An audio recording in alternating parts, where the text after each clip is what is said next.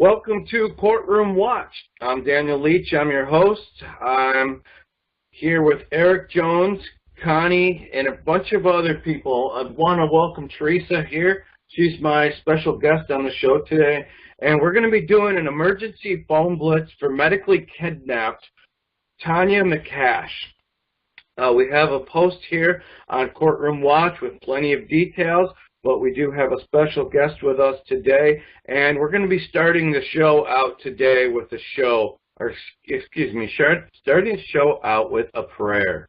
And just want to welcome Gary as our lead minister here, and welcome to the show, Gary, and thanks for starting us out with a prayer. So go ahead, sir. Well, thank you very much, Daniel and folks. It's exciting times, and just to let you know, just a hair about me, I'm 83 years of age. I was brought up in the regular system of church sanity, and when I finally discovered that there was truth out here and right from the scriptures, I started to study on my own and was helped by an individual who sure taught me an awful lot of understanding of Scripture and what it really means.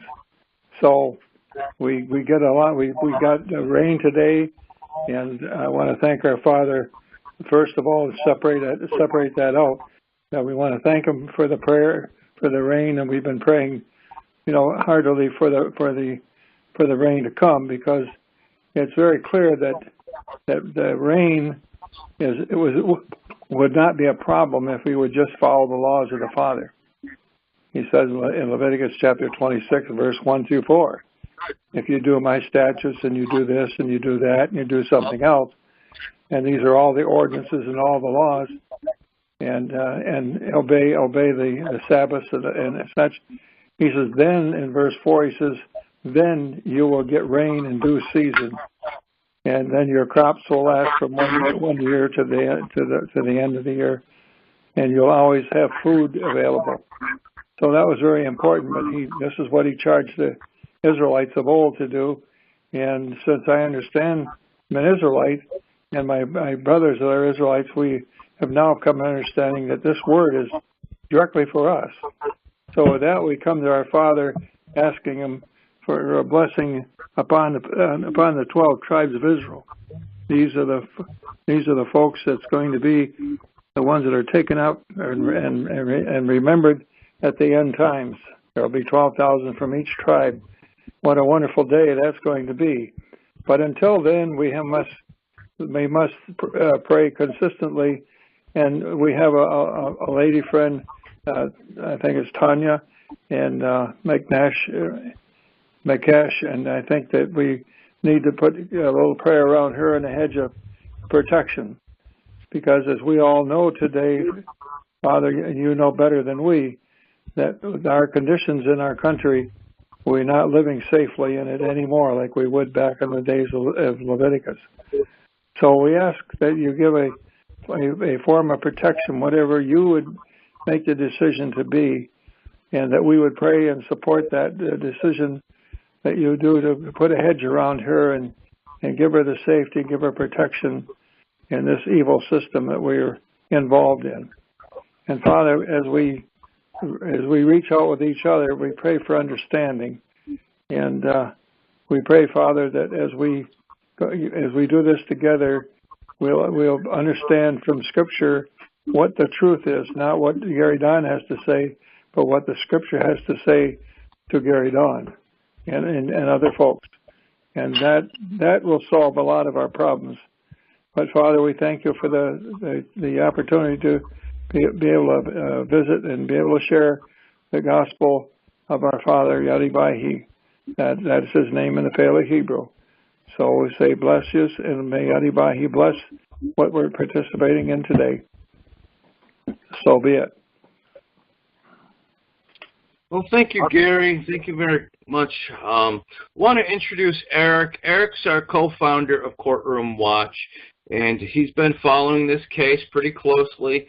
He's been contacted by quite a few people. Anyways, if you guys want to contact Eric, he's now has a new Facebook page, and Eric the Freedom Screamer Jones. and you can find that on Facebook. Welcome to the show, Eric. Thanks, Daniel. Appreciate you having me, and we want to thank Gary for being with us tonight. That was an awesome prayer. We're not going to win this battle against evil without God, and this truly is a battle against evil. People who are hurting Tania McCash in a serious way. What's happening to her, long and short, is because she's so smart and such an effective, self-represented woman who is effectively and with great accuracy and results battling a very corrupt court in the state of California. We all know how corrupt the state of California is. We can go down and open up some of those avenues here as we go along throughout the night. But in Tania's case, she strictly, she went through a divorce, custody battle. The husband basically gained control of the children, and Tania is standing up against the courts in a really professional and smart way. You should see her documents. Are all up, posted at courtroomwatch.com. That's courtroomwatch.com. Daniel, I want to interrupt and let you know we still do have a little bit of a feedback issue from either the amplifier or the speaker situation that we were talking about before. So it's not quite as bad now as it was during the beginning of Gary's presentation, but it is still there. So just wanted to see if you could keep an eye out on that. So audio is good for all our listeners out there, and we appreciate people joining us. We have a YouTube channel now for Courtroom Watch. Eric has his own Facebook page with my face actually up there, as ugly and as unshaven as it is. Daniel got me to put a picture up there so everybody can see there. It's a real person. But anyway, thanks, Gary. Thanks for being with us, Jody. And we're going to get over to Connie real quick here, because Connie is a close friend of Tania's and has a little more knowledge about Tania's case than I do. I've got some, and she has even more. And she's very well spoken. Connie is an activist, a former corporate executive. She's really does great work. She's really helping people from a position of being, targeted as a patriot herself, a person who's under certain persecution, whether that's personal, financial, technological, all kinds of. We're all under attack. We who are bringing you out there in listening land all this news, and this is real news. You're not going to get anything but brainwashing from the corporate media. Even the alternative media is going to pull that same type of let's toe the party line and pretend that the right Republicans are going to save us from the evil Democrats, or somehow the right socialists are going to come in and we're going to have a government we can trust to steal the money from the people and then redistribute it equitably. Sure, if you believe that one, the tooth fairy will be leaving some money under your pillow tonight. So anyway, with that, we're standing up for Tania tonight because she's really gutsy. She's really smart. She took on the court. She was winning. She got all the way into the federal courts with standing, and they bounced her case back to a lower county court, at which time a judge from a third county, so the federal court, the Alameda County, and the judge from the original Santa Clara came in and out of his jurisdiction locked Tania up in a prison for 3 weeks to be medicated. And she's sitting in a cell right now for 23 hours out of 24 hours a day. They were trying to decide whether she was going to sit in there for 21 hours or 23 hours. I wouldn't do that to my dog. And there she sits, and she gets 1 5-minute phone call a day. And she's got no resources to defend herself with a pen and paper to file motion in the court. She's got no way to go out and get hands-on money to put on her phone account. She can only call out to people who have a landline and can accept the charge. Can't do it from a cell phone. Who has a landline these days? Not too many of us. Most of the people are on the cell phone thing now. They got rid of the landline. So she can't call anybody. She's having difficulty getting a hold of people. She's not a criminal. She's not a danger to anyone else. And interestingly enough, before I turn it over to Connie to kind of run through the story in a little more detail, the paperwork at the prison facility, and it's called Elmwood Prison in Santa Clara County, California. The paper, and this comes from the woman who I spoke with at the prison facility. I asked her, I said, Miss Sergeant, or I think it was whoever, I said, what does the paperwork say? Was there a name of a judge on it? Who issued the warrant? No warrant. Was there any name of a judge at all? No name of no judge. How about, is there a criminal charge on this prosecutorial instrument, madame? And she said, no, nothing. I said, what is written on there? And she said the words, quote, sanity issues, unquote. Sanity issues, to be locked in a cage, worse than you would do to an animal, for quote unquote, I mean, don't we all have some sanity issues? What does that mean? You want to talk about arbitrary, you come up with a term like that. Now, I've been in this for a while. Sanity issues, quote unquote, is neither a legal term, nor is it a psychiatric term. So I don't know what they think they're going to do here. That's why this is so scary. And if we don't stand up and participate in the phone blitz for Tania McCash, and you can find the details at courtroomwatch.com. I think we also have courtroomwatch.org. And go there and you'll find some numbers to call. And guess what? They're already changing numbers. I called one of the numbers that used to be for the courthouse, and now it says, this is Department 61, leave a message. I mean, it's obvious they're jerking us around. So people, if you care, do your own investigation. Gather numbers yourself. Go online, search. Go to yellowpages.com. Go to whitepages.com. If you pay the $4 or $5, you can get people's home number and their cell phone numbers even. Get out the information. We need it. All that we can get, because they're already doing the dance with us, trying to both change numbers, ditch and dodge, and block a lot of our calls that are coming in. I know Gary in Michigan called me yesterday and said he was being blocked at just about every call he made, and he knows what being blocked on the phone is. He's an elderly gentleman, senior statesman of the freedom movement that's been doing this when we were in diapers.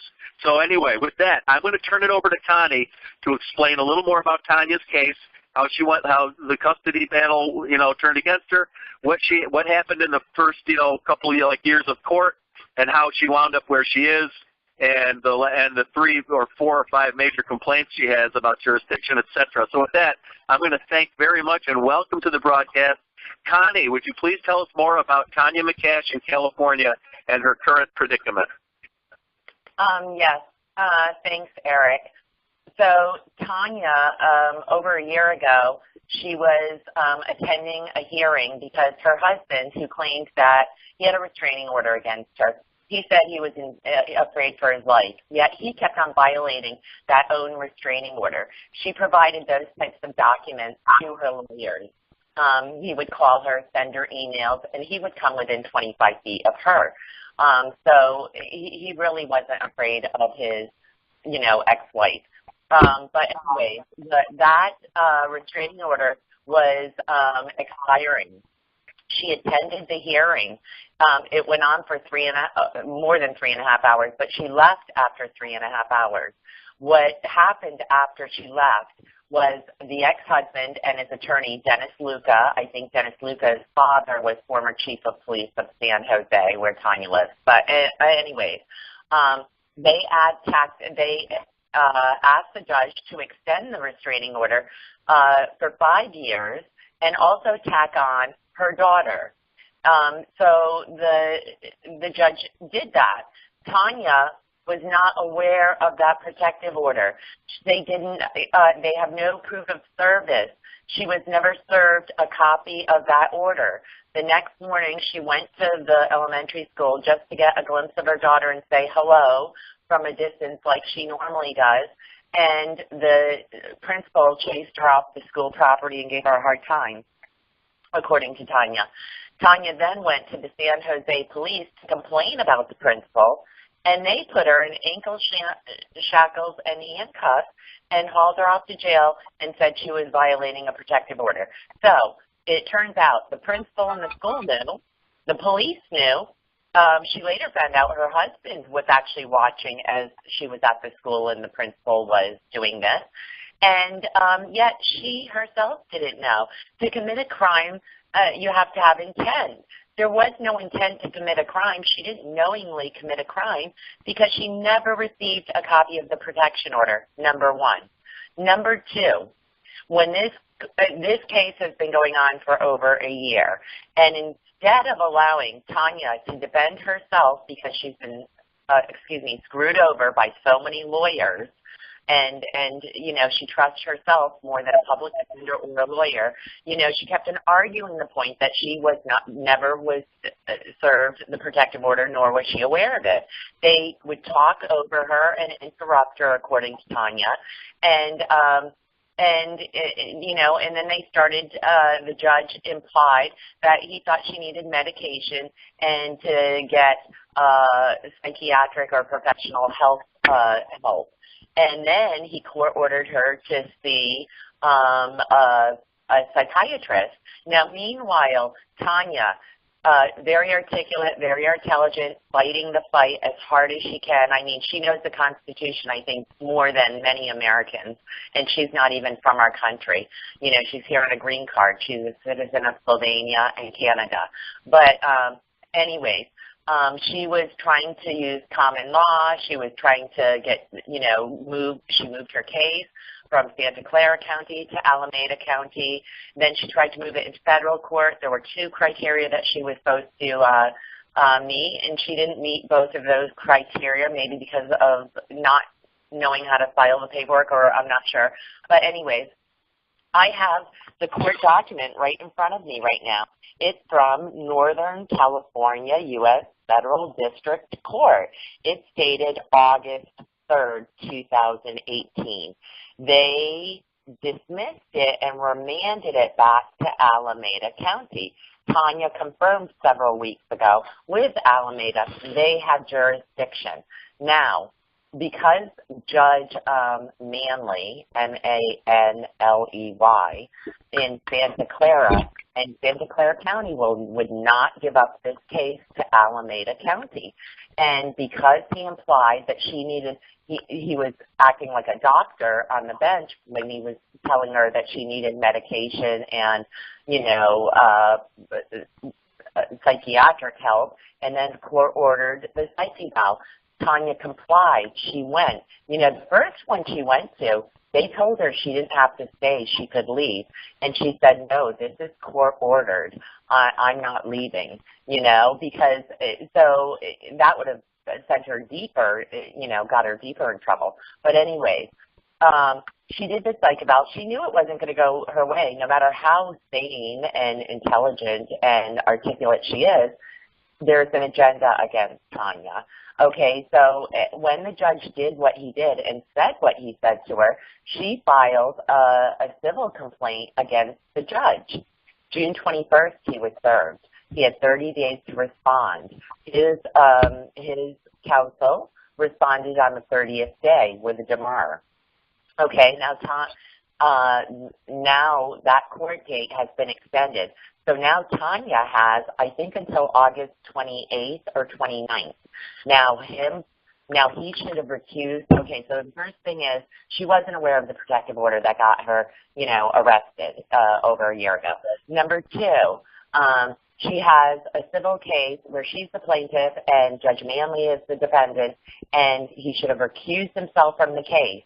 And instead, in my eyes, he's retaliating against her. And, him throwing her in jail, that affects her ability. Now, she has to respond to his demur in her civil case. Number 3, it's not within, they do not have jurisdiction over this case, but they refuse to let it go. This is truly injustice. And if people really should be compassionate and caring and everything, they should care about this, because Tania's first and maybe they're next. It's really terrible. So I think everybody who is calling, spending any time, you have to help Tania get out. And one last thing I would like to not last thing, but one thing I'd like to mention, even if Judge Manley thought, he asked her in court, according to Tania, this is what she told me. He said, will you take psychiatric meds? She said, no, I will not. He said, will you take a public defender? She said, I will not. He said, then you're going to jail for 3 weeks. And they did. They sent her to jail for 3 weeks, okay? Now, again, he should have recused himself from the case. Number 2, no jurisdiction. Number 3, and so anyways, she's in jail, and even if he did think that she needs meds, she's mentally or psychologically ill, do you think taking a mentally or psychologically ill person and putting them in Elmwood Correctional Facility in Milpitas, California, and putting her in there with dangerous inmates And these people, she told me about two of the ladies. She was in almost like a solitary the first night, Friday night. Saturday, she was put in the room, and the lady the girl has like a strep staph skin infection on her body, and Tania was worried that it's contagious. Okay, and then when Tania tried to sleep, no, they have a bright light, and she's on the top bunk. So this bright light is shining on her. And, you know, Tanya's been microchipped. And, you know, and so anyways, then they moved her yesterday. And she says a guy comes in like a hazmat suit and starts spraying stuff. Number one, what was he spraying? Number two, why was he spraying with it? Number three, her new cellmate has illnesses, and Tania is afraid it is also contagious.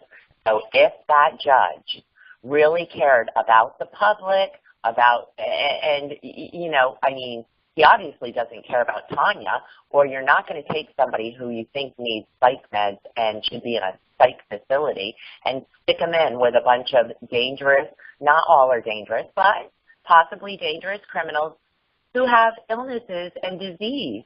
And, you know, Tania, she's on a certain diet because of a surgery that she had many years ago.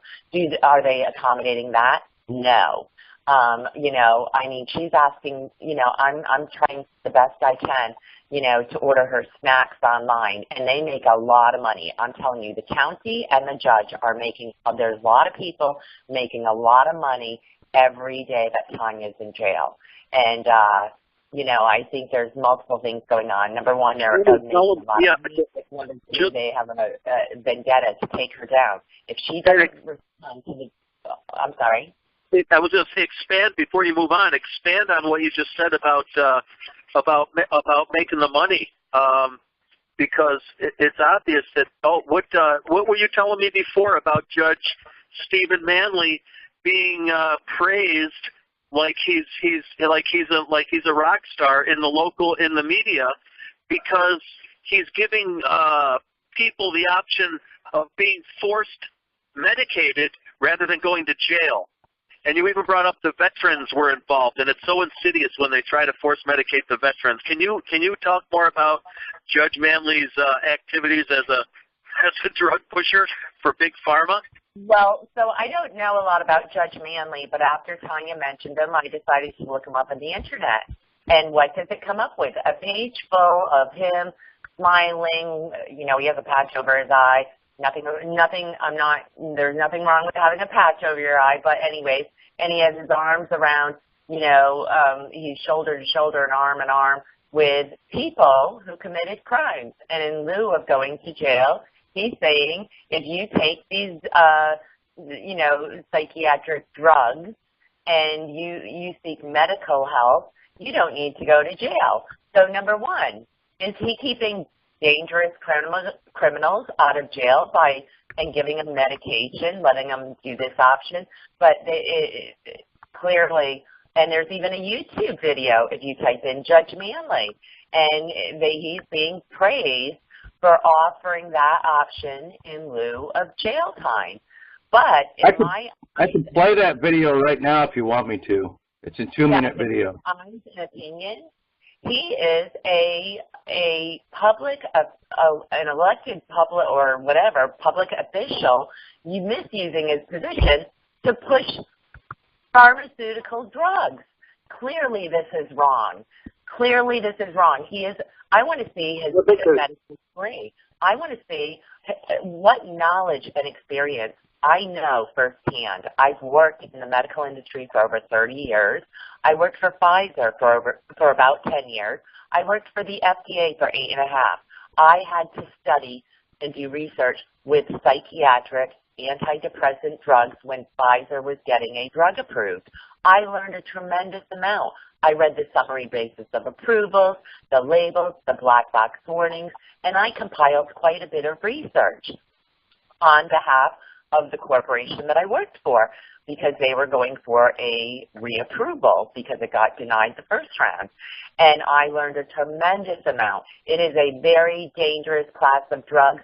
They are handing this out to children elderly, sick, everybody, right and left, like it's candy, and it's not. It's dangerous. When I did that research, I remember seeing 16-year-olds drop dead of sudden cardiac arrest.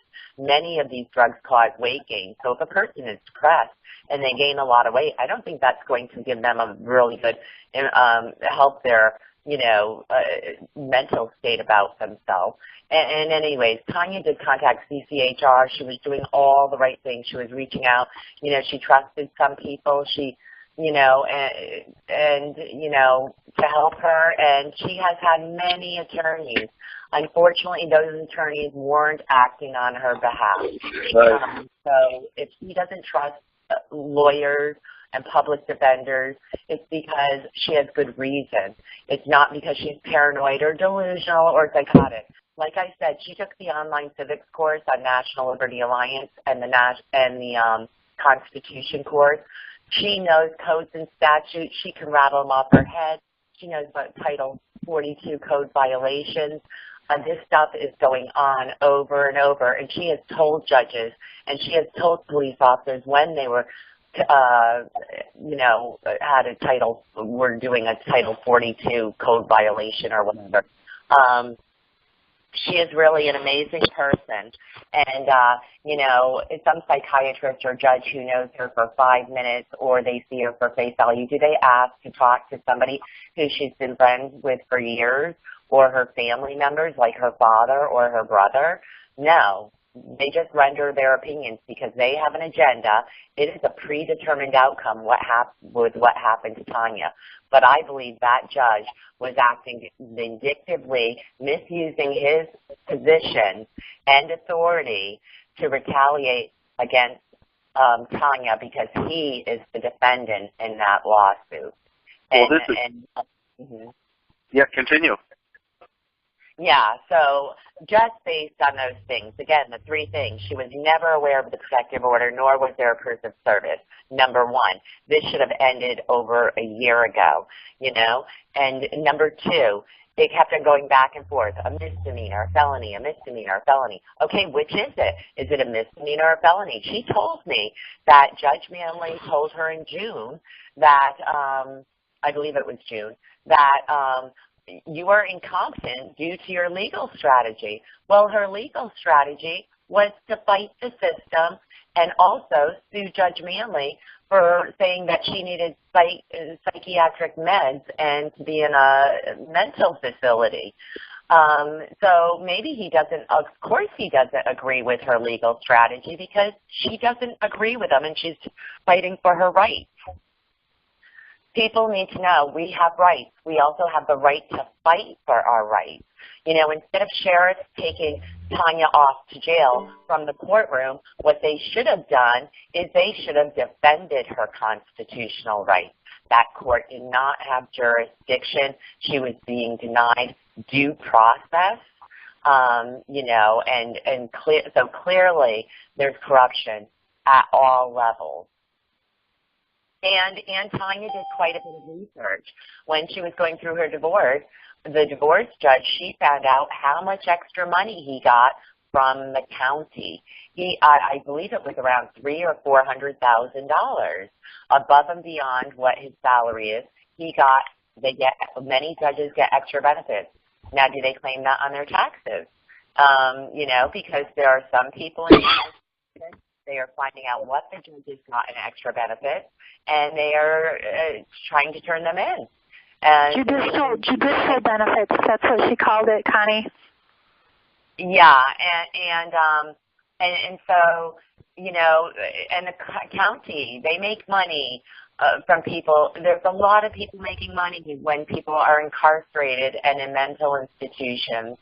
And this is truly criminal. It's white-collared organized crime. But really, they are public servants, and it is their obligation and fiduciary duty to serve the public. RICO, RICO, R-I-C-O. What does that, Eric, stand for? It's racketeering and conspiracy. Can you guys hear me? Yeah, yeah. Okay, because this is Eric. Somehow, geez, I wonder why my call got dropped. So I just had to call back in. And what a great presentation by Connie. Now, a couple of things. I want people to get what she's telling you. There are two things. So many. Let's start off with three. The judge lost jurisdiction in that case. The Santa Clara County judge, Stephen Manley, lost jurisdiction to Alameda County. That was from the federal court that gave that ruling. Well, the federal court says Alameda has it. So in comes Judge Manley, the hanging judge from the county that does not have jurisdiction anymore. That's number one. Number two, who is he to be telling Tania from his position on the bench that she needs to be medicated? Is he a psychiatrist? Is he a doctor? Is he practicing medicine from the bench? Is he practicing law from the bench by giving her legal advice or medical advice? What's he doing saying, you need to be medicated, Mrs. McCash? Oh, and by the way, you need a psych evaluation. Well, how about you make the determination she needs medication after the psych evaluation? Hello? I mean, so are people hearing this? He comes in where he has no jurisdiction. He locks her up and then locks her up in a cage for not submitting to his demand to take drugs. What kind of drug pusher is he? Mrs. McCash, you will take drugs or you will go to jail. And she says, well, I guess I'm going to have to go to jail. I'm not taking your poison pill. A smart woman, gutsy woman, and now she's suffering. And this is why we're here, because we want everybody to go to courtroomwatch.com and call the numbers we have listed in the phone blitz for Tania McCash. The best we can do. The numbers are accurate, but they often change the numbers, so people continue to do your research, continue to hunt these people down in a way that's political pressure. We do not advocate violence or anything. You know what we want to see? We want to see some white stripes on those black robes. Okay, we want to see the witches. We want to see the judges and their enforcement henchmen and henchwomen. We want to see them put in the prisons that they built for us and Tania. So, and to do that, we have to start putting on notice that the persecution of the patriots, like Tania, has to stop. Where's all the men out there? Are there any guys left? We're relying on the women to do all the work here. God, Daniel, of course, and Gary, but, Connie and Jody and Tania and all these great, brave women fighting this fight. I expect the men to at least pick up the phone or send emails and letters to require Tania's immediate release. I don't want to let our big friends, the big T's, off the hook now. We're forgetting. We don't want to offend our friends in Rome because we know where the power is. The Vicar General and the Archbishop in your diocese has ultimate power over all these politicians and judges. Trust me, I can prove the case. I'm going to do that another time or later. I've done it before. Look up some of our other broadcasts on Studio 1776. We're going to try to get everything posted at our new YouTube channel, but there's only a few up there now. So bear with us. Keep checking in, keep checking up, because this information we bring forward is crucial. It's going to save someone's life, or the lack of involvement may cost somebody their life. They're putting Tania in a facility with people who have flesh-eating bacteria in a room that's so contaminated. A guy with a hazmat suit comes in and sprays it down when she leaves it. They're trying to kill her by some kind of disease or something she catches. I've heard many cases of people's food being poisoned while they're in prison by the prison staff. They get rid of a lot of people in prison. These guys who hang themselves don't always hang themselves. They get some help from the guards there, the corrupt ones. Not all of them are bad. Not all of them are good. So we have to get rid of the delusion that the system is, just a little bit broken and it just needs a little tweaking and fixing. I don't think so. We have to empty the prisons out. The first thing the president should do is completely empty out all the prisons of any quote crime or any people who have not committed a crime that involves a victim. Who has Tania McCash injured by going to her daughter's softball game and watching her play a game so she can participate a little bit in her daughter's bringing up? Imagine that. All you single moms out there, imagine if somebody yanked your child, totally no reason, only because you were strong and fighting for yourself and your family, and all you want to do is see her play in a ball game so you can have some, idea of how the girl's growing up, and you get hauled off to a psychiatric ward. and the judge comes out of his jurisdiction, Tania files a lawsuit against him, which is brilliant, and that's why she's really paying the price. She went the full 9 yards. She went farther than I've gone. I have not sued any judges yet because I don't have any faith in the system at all. I don't believe that they're never going to give Eric the Freedom Screamer a victory, even if they break their own laws.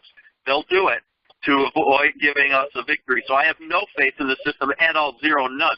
And it's because I've not been in it as a person who's got necessarily dragged through it up into the court and on charges, but I'm helping other people who have been brought up into the court on charges. Funny, not funny, but very interesting in this case, no charges, no criminal charge, no bail, no bond, can't call the bondsman and get out of this one. There's no chance of nothing. There's nothing going. This is strictly disappear the woman by sticking her in a psychiatric prison hospital. This is not a normal private facility. This is prison. They abuse you in there. You get you're lucky if you come out alive. You usually come out sick or broken down so bad physically that it's hard to recover. So I'm encouraging everybody to, stand up for Tania like you would want somebody to stand up for you. If you got dragged into a situation like this, it can happen to anybody. It truly can. This is, and she's fighting the fight. So if you really want to support somebody who's out there at the front, truly at the front lines, that's Tania. It's not all these other news places that say, we're at the front lines, we're the tip of the spear. Okay, not maybe at one time, the best case, but no, they're not. People like Tania who are paying the price, who are filing the papers, suing the judges, going through the court, trying to give the system its chance. Tania had some faith in the system. I have none.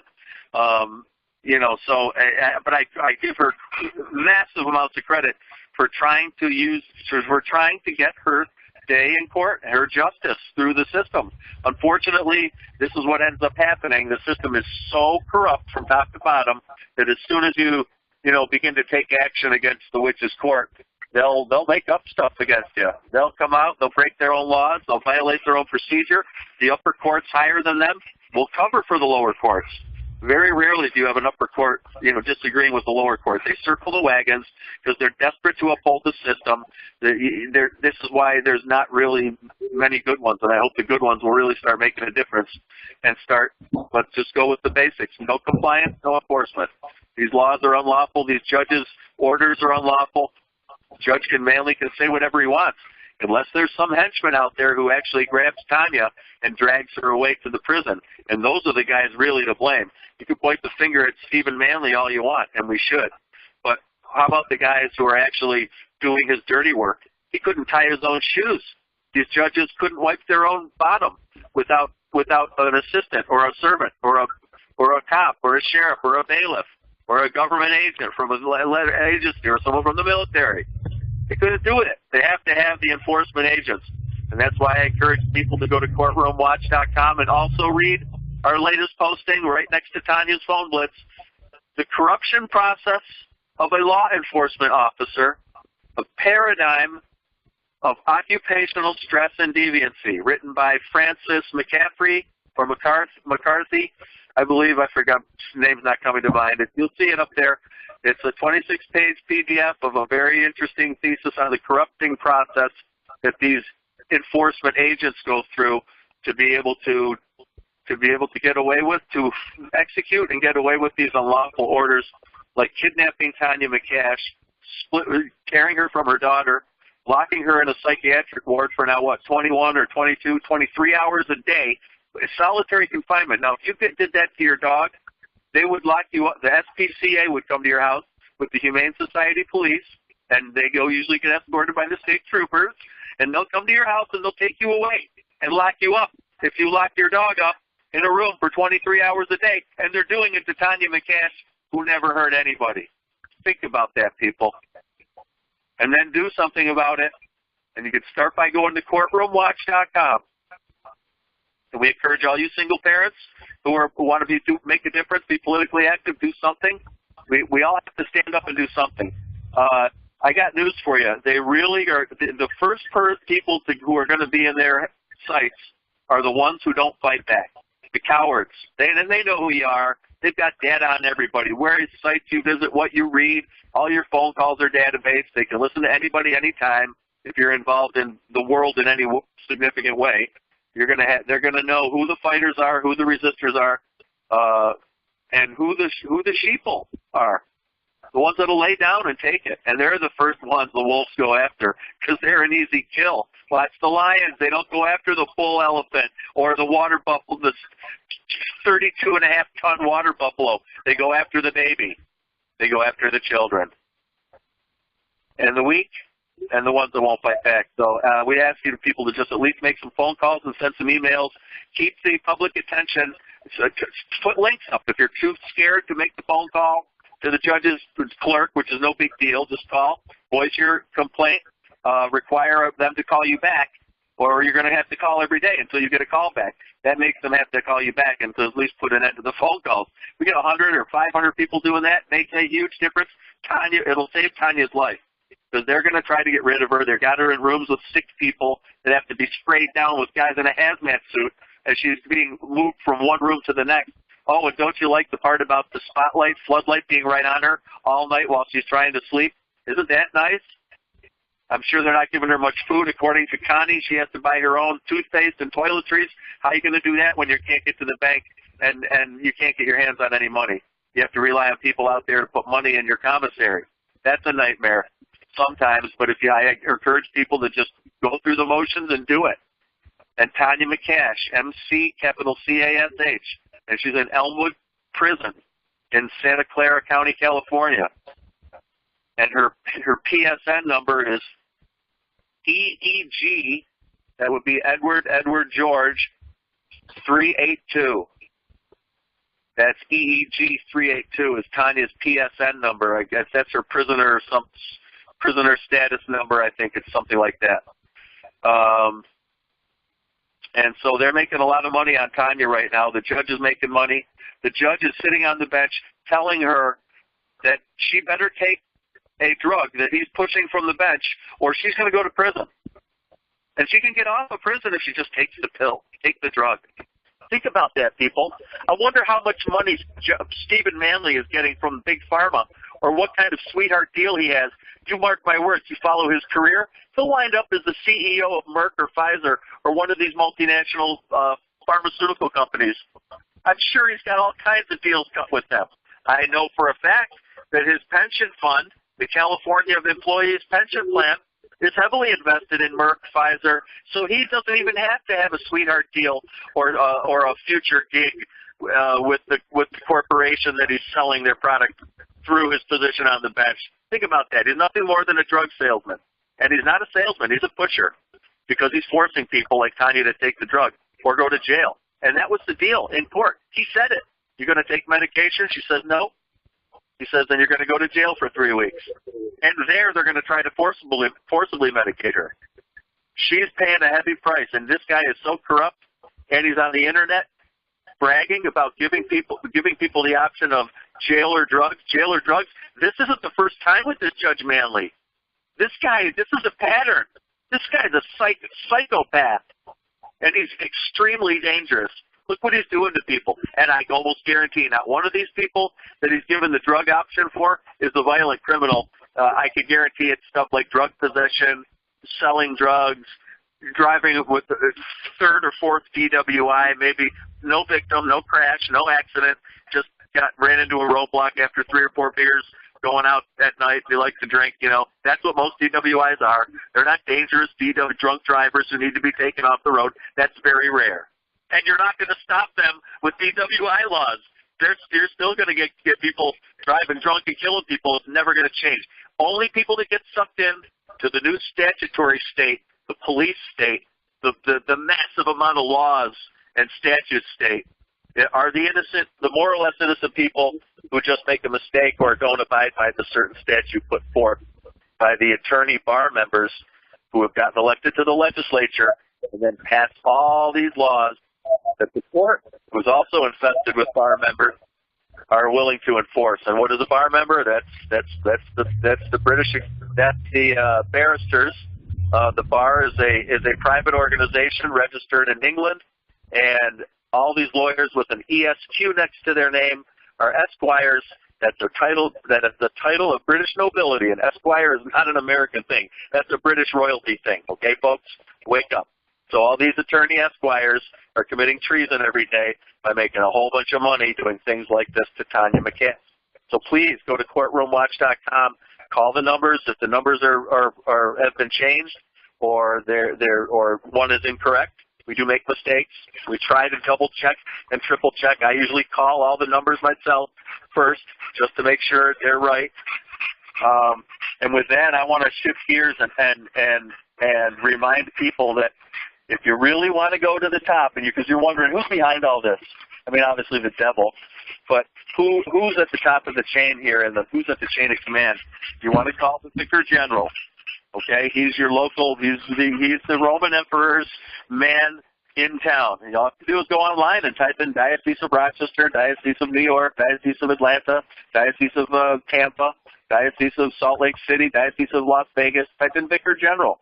You'll see it's a very real person. Note the use of the military term general, and the Vicar General works directly for the Archbishop, and he's kind of the behind-the-scenes manager for all these courts. I've seen it happen because the courts are already appointing Catholic Charities and Catholic Family Center over children seized by CPS, people's Social Security settlements, disability settlements, estates settlements. I've seen it time after time. This Vicar General and the Archbishop have a stranglehold on our court system. And you can say what you want about other nationalities, but if you have the court system, you got everything. And right now, the Bar out of London, which is ultimately managed by the Church of England and the Church of Rome, which are unified now. Just read the statements by all the high-ups in the Catholic hierarchy. The popes and the cardinals are all saying the Church of England and the Church of Rome are now unified as one. Here it comes. So they're extremely powerful. There's my point. If you want to get results, call the Archbishop. No joke. And in this case, you're not going to believe this. The Archbishop of San Francisco, which is the closest big shot to Tania McCash, is named Salvatore Corleone. Did you get that, people? And I'm not kidding you. His name is Salvatore Corleone, as in Don Corleone from The Godfather. It's spelled, he spelled it in this case Cordili, Cordileone, Cordileone. But very interesting that the Archbishop of San Francisco shares the identical name with the character in The Godfather. And his first name is Salvatore, which the nickname could be Sal or Sonny. And Sonny Corleone was the firstborn son of The Godfather in the movie. And there's a part of me that thinks that cannot be by accident. But anyhow, he's the big shot. Forget about his name, because they like to do that. They like to play the name game because it makes people giggle and laugh and say, oh, he thinks he's Don Corleone, or somebody else thinks he's Don Corleone, and isn't that funny? But the bottom line is the man is very extremely powerful, and he's the one that could make or break any one of these tyrannies in general or any one of these cases in particular. So, and we want him to get involved in the particular case of Tania McCash. So just have some balls. Call the Archbishop's office and say, my name is so-and-so. I live in whatever state you're in. Please, I'd like you to intervene on behalf of Tania McCash. Please don't insult my intelligence and tell me you have no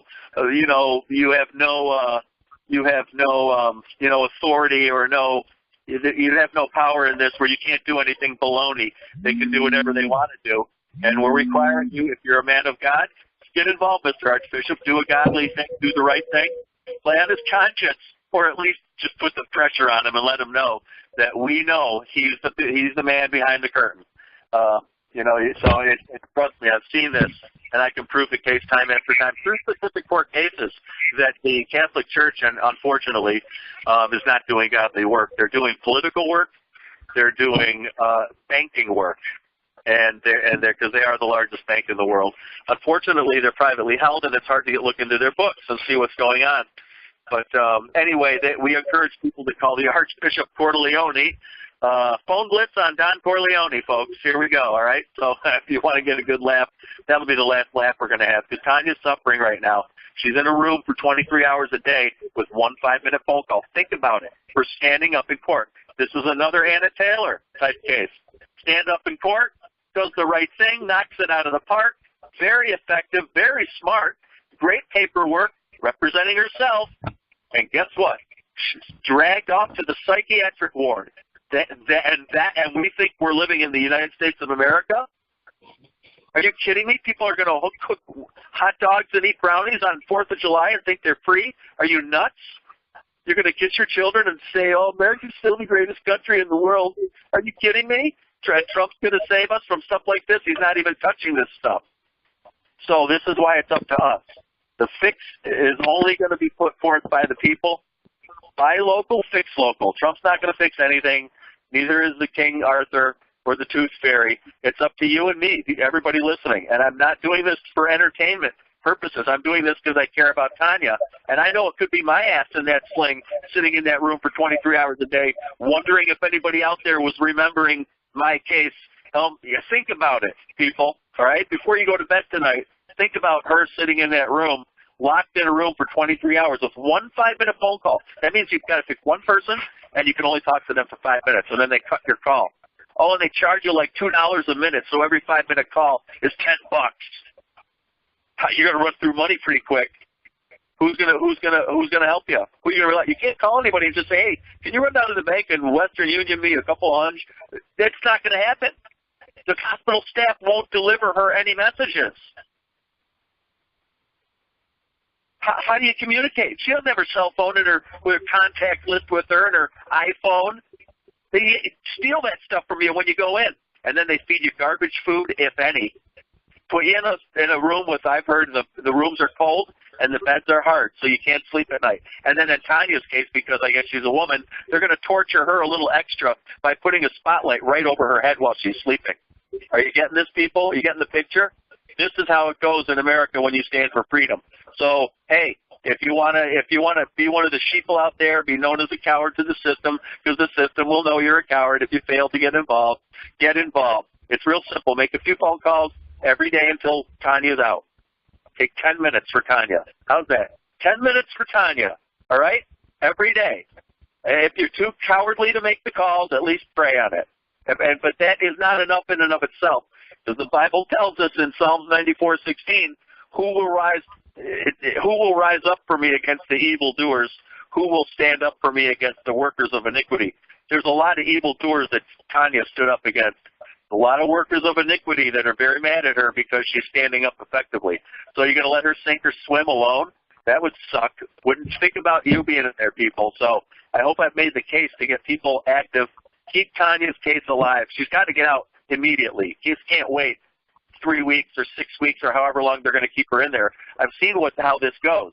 They start torturing people through either malnutrition, holding back quality food, and making them basically starve by eating, flavored cardboard, or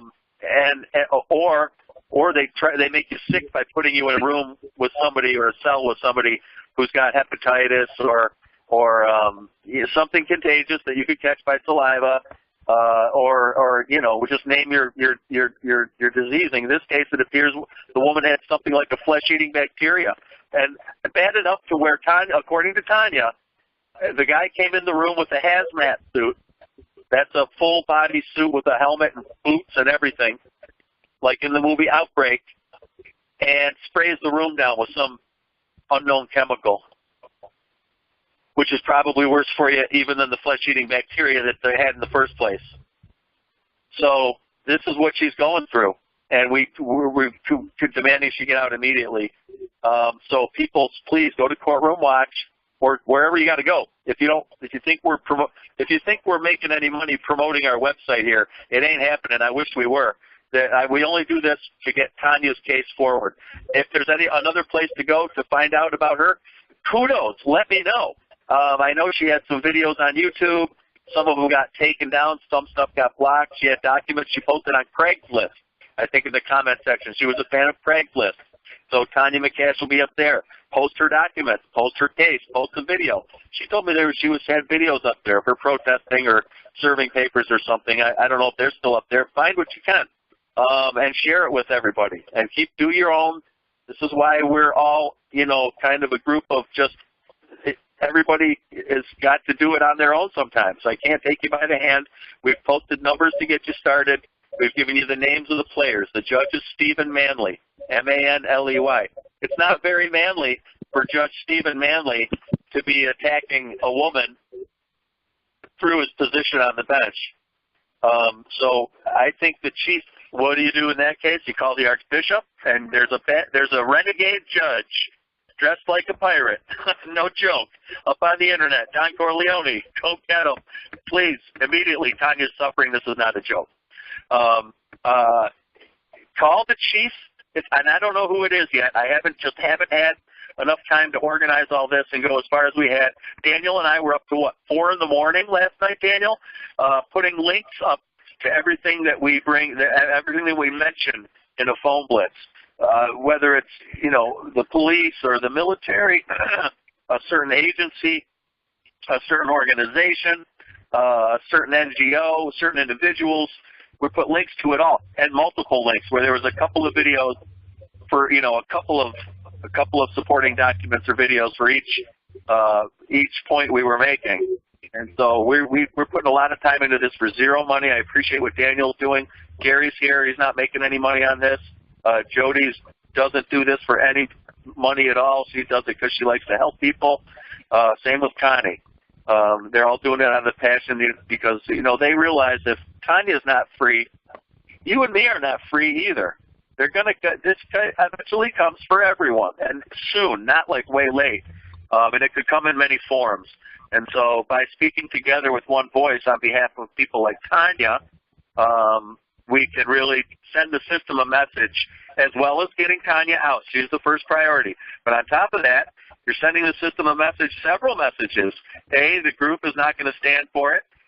B, we're going to spread the word even more. The more you do this, the more people are going to wake up. C, you could go, I'm not a sheeple. I'm willing to speak up on behalf of someone I never even met. But research the case. That's why we try to bring you, like Connie. It's such a blessing to have Connie in this case. And then in Anna's case, we had Tammy and Jody and people who are really familiar that can bring up the details and let us know exactly what's going on there. So we really appreciate their help as well. So if anybody wants to chime in, feel free. I was just I want to go through my notes and see if we have. Eric? Yes, sir. I have a video that Mr. Stephen Manley's in. The description. Perfect time for that, Daniel. Okay, so what we're going to play here is we have a judge. We have Tania McCash being persecuted by Judge Stephen Manley. And this is not just a normal court case where she's, pissed off at the judge because the judge is ruling against her. This guy came out of his jurisdiction in Santa Clara County and basically refuses to let Alameda County take the case as the federal court has ordered. So we can say I think it's not a stretch to say Judge Stephen Manley is in violation of a federal court order. He's not only committing racketeering because he's making money off all the drugs he's pushing from the bench, and he's in public pushing those drugs. So we got him on RICO. We got him on violation of a federal court order. Let's see. Name the civil rights violations one after another. We could go on and on about 242 and Title 42 and 1983 and all these protections for natural and civil rights, both rights government and rights natural, meaning the natural rights, meaning the ones that come from God, that we have no matter what. If you people out there thinking the government's going to give you your rights, you're sadly mistaken, and you're living in slavery. Shake off the chains. Your rights are all given by the Creator. You have them just by the fact that you're born. They don't have to be affirmed or licensed or permitted by the state. Now, I know go ahead. I'm going to read this, Eric. It's the description of the video. It's on YouTube. It says Superior Court Judge Stephen Manley, who oversees a drug court in Santa Clara County, says that punishment, the hammer, doesn't work in reducing recidivism. He's seen that offering rewards for good behavior and following up work much better than sending offenders to jail or threatening sanctions. The real lesson, he says, is that people do better in their lives when they are encouraged rather than punished. Now, this video here is it looks like a round table discussion with Mr. Manley talking about how he works in the courts. And let's play this here. It's a 2-minute clip. It should be pretty good. It looks like interesting. So here we go. There's a misunderstanding about what the hammer needs to be in a drug court and a mental health court. I mean, I have 2,200 offenders approximately that I monitor and supervise, and the hammer is really a felony, always held with it the possibility of either state prison or 16 months in jail or longer, whereas a misdemeanor, the maximum punishment is a year in jail. But in terms of motivating people, I have never found that punishment works at all. And to me, it's really not what the hammer is. It's how do you motivate somebody to do something they may not want to do.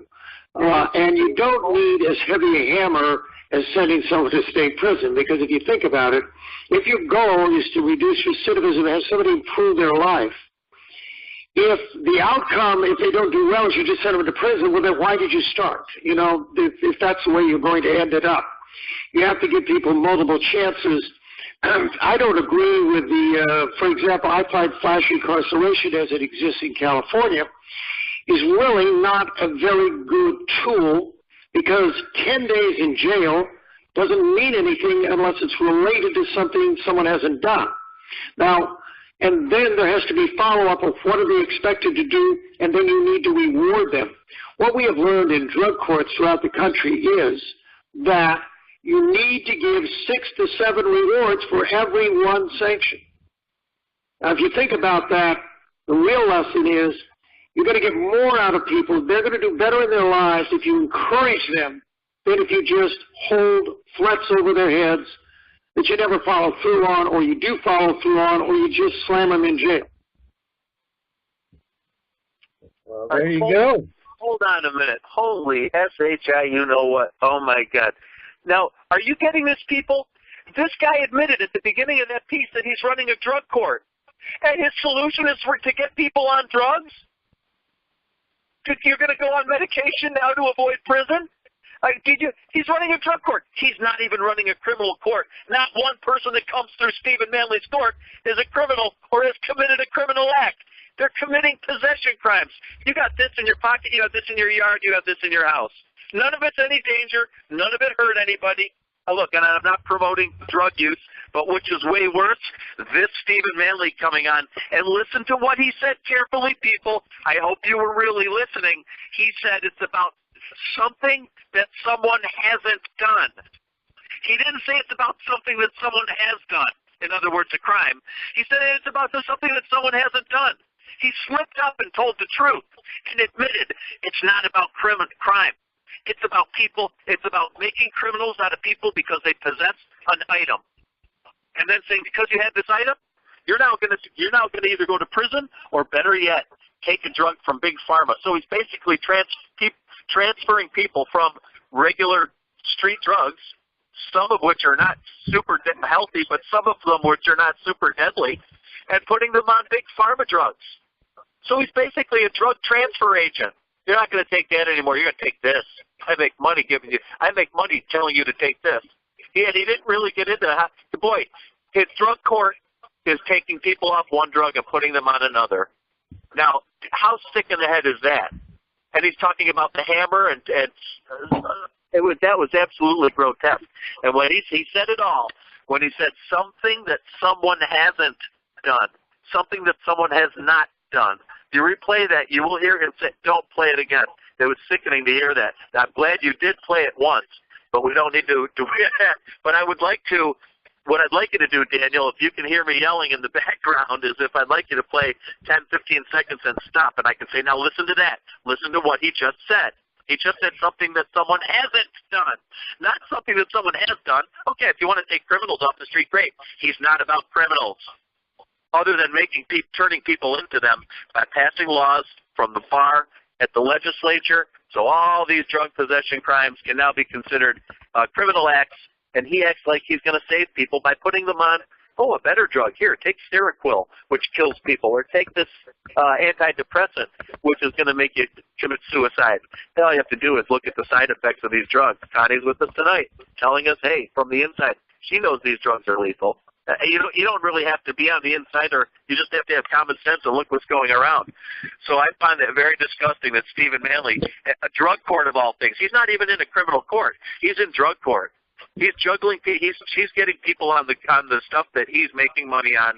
They have to be taking the pill instead of the pot, and so Stephen Manley can make the money. Am I way off base on that? No, definitely not, man. This is definitely you're making plenty of sense. I'll tell you that. Well, I tell you, I'm really angered about this case because Tania's suffering right now while we're all going to have a nice bowl of ice cream or whatever and go to bed. She's suffering and she needs to get out. So I'm hoping people are not going to wait. It's 3 hours behind the East Coast in California. So anybody on the East Coast, remember, this is California, so account for 3 hours difference. She's at the Elmwood Correctional. All this is at courtroomwatch.com. So just go to the website if you want to find out. Hey, people repost this stuff anywhere you want. None of this is proprietary. None of it's patented or copyrighted. There's no rules and regulations at the courtroomwatch.com. We just want to get Tania out. So whatever you got to do that, do it. Post our stuff, repost our stuff, post a new number. Say one of the numbers that the Courtroom Watch was incorrect or had been changed. Here it is. Here's the correct number. We need all the help we can get on this, people. So, and if you want someone to be there for you, if you get scooped up, or your children, it might happen to them. They might be out innocently, having a good time one night and get, around something that by accidentally and end up really paying a price for doing absolutely nothing but being in maybe just the wrong place at the wrong time. That happens a lot. So I encourage people to kind of nip it in the bud, as they used to say, by getting involved in Tania's case and not letting this metastasize so much that it's gonna get us all. So, do we have any comments more from Connie? Connie, do you have anything to add, or anything to what I've been talking about, or anything that came to mind? I find it very interesting that Stephen Manley has a drug court, and he's transferring people from whatever drug they got busted with onto whatever he's pushing that day. And how do you feel about the California public pension system being invested in Merck and Pfizer and Eli Lilly and GlaxoSmithKline and all these other pharmaceutical, AstraZeneca and all these other pharmaceutical giants? This judge is literally making his pension grow bigger. He's literally making money on every case that comes into his court that he puts people on a pharmaceutical drug for. Does that? Have you heard about that, Connie? I haven't heard a lot about that, but there are a lot of things going on behind the scenes and a lot of people making money in many different ways. I mean, just like years ago, you had sales reps who were sort of like bribing doctors to prescribe their drugs and everything, and now this is in the court system, Tania said she would have left this country a long time ago. What kept her in this country is because she was fighting for her children. Now, I have heard her daughter a few years ago cry for her mommy. She would doodle she was in the 3rd or 4th grade, she was doodling in her notebook, crying and saying, I miss my mommy, I love my mommy. What do the people at the school say? Stop doodling in your notebook. So not only Tania's being harmed, she cries for her daughter. Her daughter cries for her. She missed so many. She has 2 sons. They both graduated. She missed so many precious moments with her children. Most people who go through a divorce, they put aside their differences for the sake of the children. And I hope anybody listening remembers that. Put aside whatever differences you have. And our country trying to take all these children away from their mothers, like Anna's baby, Tania's kids. This is so wrong. but there is a lot of corruption, and they are trying to hand out these psychotropic antidepressant drugs like candy to anybody and anybody who will take them. And what Judge Manley did with Tania, he punished her for not taking the drugs. Not taking the drugs, fighting for her rights, suing him. And clearly this is retaliation. And I urge people, look up Judge Manley, because on that website with that link to that YouTube video, they're praising him for allowing people to take drugs and get mental health. They want to label everybody with a psychological or mental health. Why? There is a reason why. And it's not just about the money. There is a lot of stuff going on. This is the surveillance state. He's being praised. Are you getting this, people? He's being praised for giving people the option to go on drugs instead of going to jail, and he's running a drug court. So his solution to either a drug addict or a drug dealer, because that's basically your two categories. You got your user and you got your supplier. Most of the suppliers aren't big users. Most of the users aren't big suppliers. But those are your two categories. He's taking people, and the solution to drug users and drug dealers is go on drugs. Teresa, how would you feel if somebody yanked away your children? Oh, I would be very upset. And I'd be fighting it with everything I got. Yeah, Teresa made a nice announcement the other night on single parents, helping single parents, announcing this case as an emergency phone blitz, and just want to thank her, and we appreciate her doing that. So, just definitely.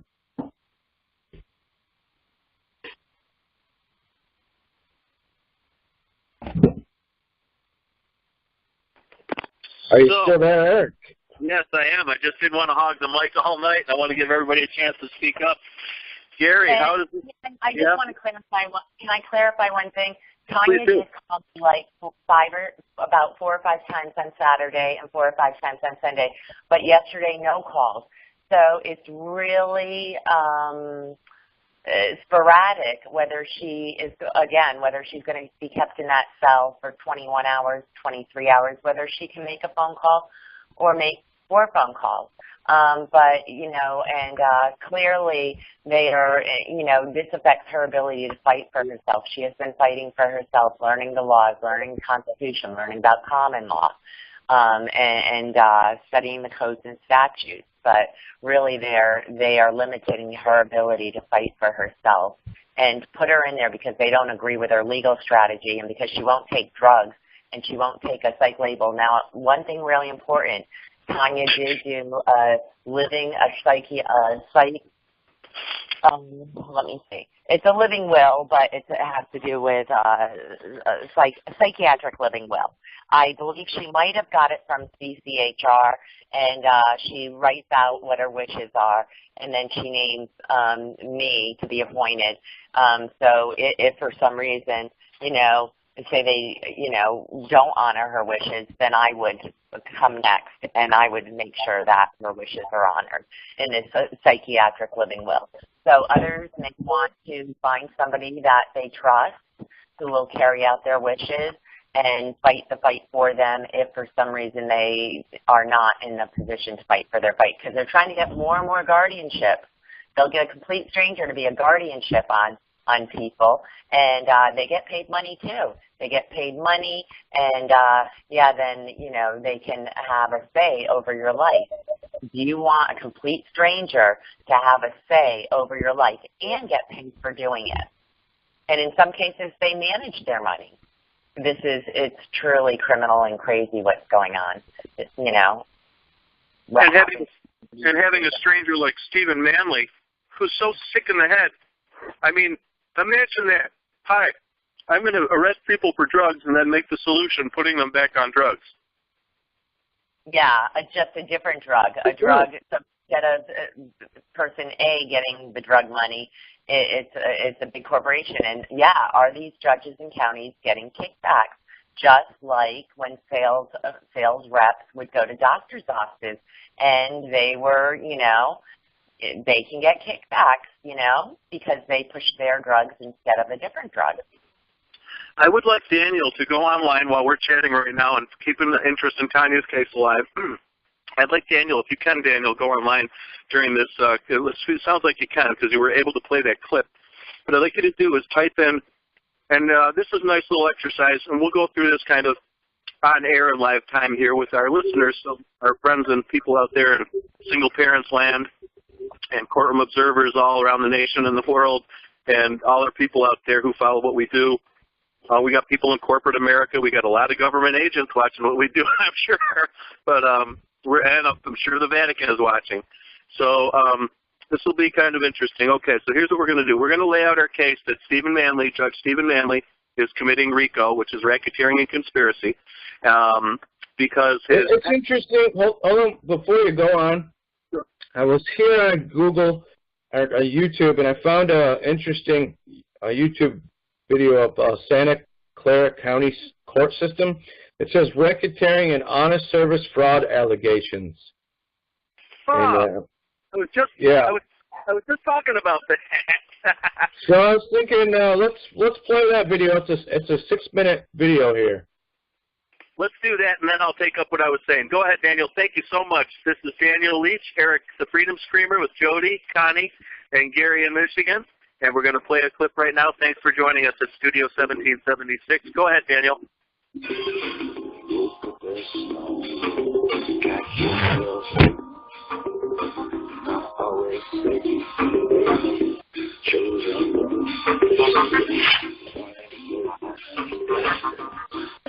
Now, this is a video it's showing here. Newspaper watchdog groups, the Mercury News, Tainted Trials, Stolen Justice. Santa Clara County News, new judge violates basic fairness rules. Santa Clara County protester defends himself in state bar trial. A woman conviction overturned 13 years after Campbell burglary. Judge admonishes ex-heart chat for prosecutor. Mercury News editorial, county judge must impose tighter rules for managing valuable residents. Ricky Walker lost nearly 12 years. Mercury News editorial, another flawed judge raised questions. Santa Clara judge reconsiders his early ruling on a trustee executive fee case.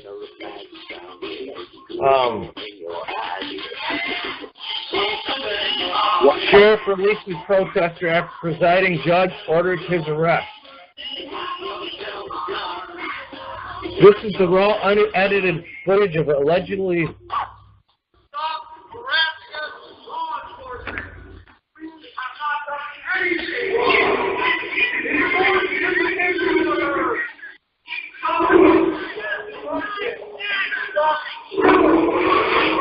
It looks like a protest here. Go back inside, law enforcement. Go back inside. Abide by the order. I am on a sidewalk. I will continue to protest family court.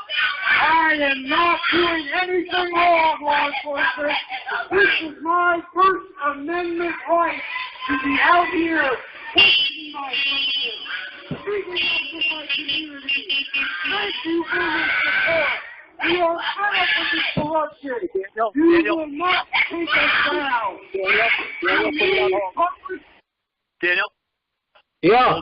It's hard for us out here to figure out what that is because we can't see it and the audio it's overdriving, so we can't really hear too well either. So I think we get the idea. There's some serious, massive corruption in Santa Clara County, California. Wow, I'm blown away, but not surprised. And we can add this to the list. What I'm going to ask you to do, Daniel, if you would, please send our information with Tania's case over to those guys, whoever posted that add this one to the list. It sounds like there's all kinds of corruption in Santa Clara County. In almost every venue. Whether it's yeah, this was posted by the Sacramento Family Court News. That's who it was posted by. Well, I'm gonna leave it up to you because you're on the computer and I'm not. If you can send them Tania's case, that would be a huge help for Tania. They might give it. Yeah. Yep. Absolutely. That would be fantastic. Tania would appreciate it. If she's languishing in a room for 23 hours a day, people think about that.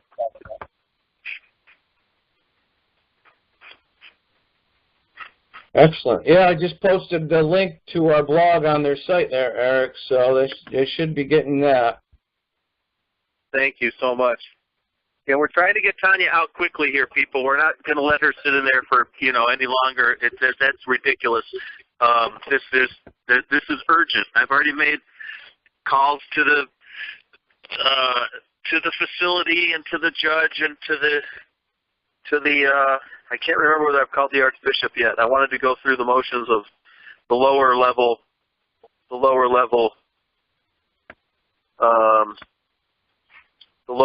people at first before I get up to the Don Corleone at the Archbishop's office of San Francisco. I almost fell out of my chair laughing when I saw that the Archbishop of San Francisco is named Corleone.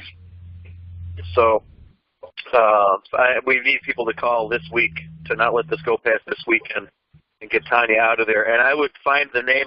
We're going to also, Daniel, I'm going to kind of just think out loud here and throw a few things out. We need a copy of the judicial complaint form for the state of California.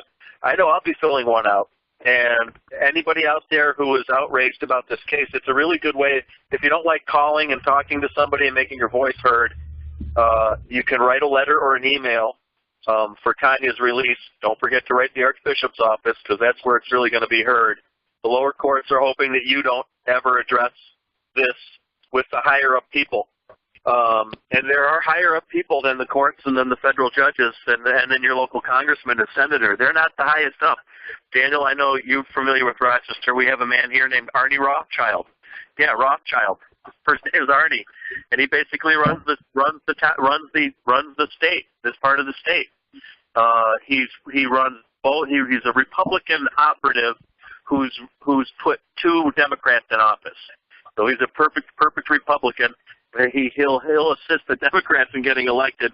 And there's articles that explain exactly this is not just a conspiracy theory or something I thought might look. It looks bad. It looks like he was supporting 1 or 2.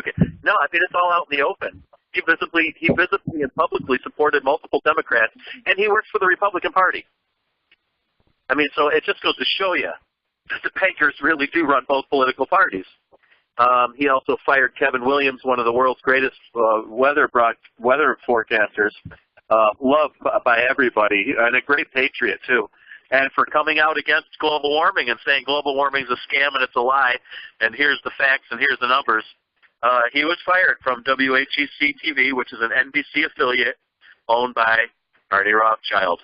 The guy's got his hands in everything, including the arts councils and the plays and where they have the concerts and stuff, and where all the women like to go out and get dressed up and have their little events and socialize, and he's in everything. And of course, as a Rothschild, he's intimately involved with the banking establishment. They don't really want you to know that part, but he's the outside. So there's people. I mean, if you just look behind the curtain, you'll find the people. In upstate New York, it's Arnie Rothschild. He's like the plantation manager up here.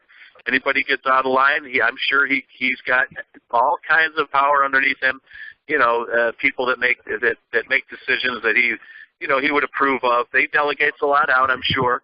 Doesn't make every call himself. There's not like a bat phone there where he tells everybody what to do for one place. But he hires people and has people appoint, supports political candidates that are going to toe the party line. When Mark Cassini, running for Congress here in upstate New York, came on the radio to do his interview, Congressman, he was running for Congress. At the time, he was the town supervisor for Gates, I think, the town of Gates. And Mark Cassini came on. He wanted to be a congressman so bad. And he came on WYSL, and he said, well, we can't forget, of course, people. He mentioned, long and short, he mentioned one name during his entire interview, and that name was Arnie Rothschild, the political Republican operative who puts Democrats in office whenever he feels that needs to be done. And he's the power. Him and the vicar general. The vicar general is the tax collector. Look it up in the dictionary. A priest or lay person, meaning not priest, for a religious corporation, not a church, a religious corporation responsible for appropriating the principal revenues, and that's the definition of a vicar general. He's basically the tax collector for the Vatican in your town, and every city, every diocese has a vicar general. Some have a judicial vicar. We had a judicial vicar here, Lou Sirianni. Who's judicial do you think they're vicaring, folks? So it's obvious, and I've seen what the courts do, which is appoint everything towards the vicar general. All kinds of settlements, all kinds of estates, all kinds of disability claims, all kinds of children. That means they're trafficking in human flesh, as they are here in Tania's case, carrying her children away from her first, labeling her mentally ill second, locking her in a psychiatric institution third. And this is where it culminates, and that's where we are today. So Tania McCash is languishing. We need everybody to participate in this as if it were someone in your own family. And I wouldn't ask this, for just some, anybody. Tania is special. She's not, a famous person or anything like that. She's just a really strong patriot. She's the person that we all want to be.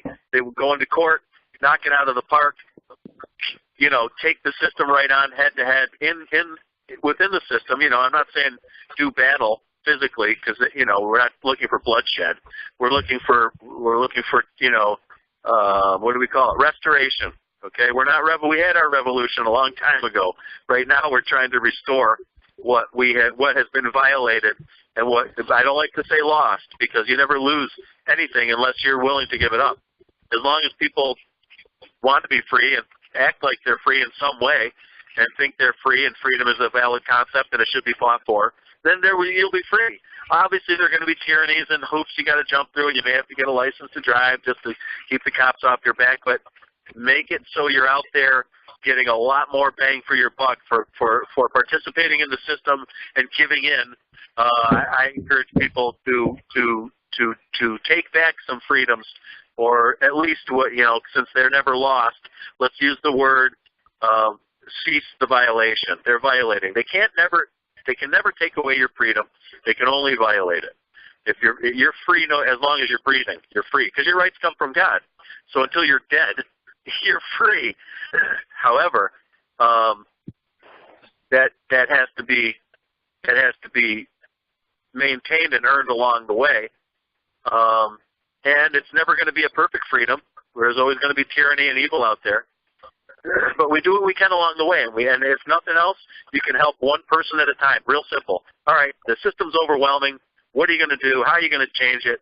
It's just so out of control in its evil that it almost looks like all hope is lost.